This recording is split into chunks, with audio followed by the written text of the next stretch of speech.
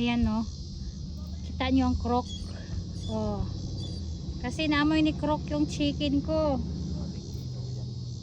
Croak yan. Parehas lang sila yan. Yan o.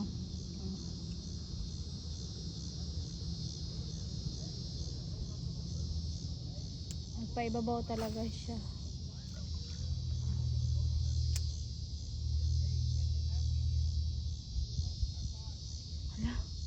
Ay, papunta na dito. Ay, oh.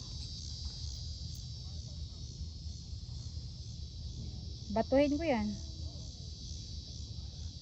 Pag yan pupunta na dito sa akin. Ako. Saan? Saan na malayo? Ay, oh, yun oh. Oo nga. Paano na siya oh.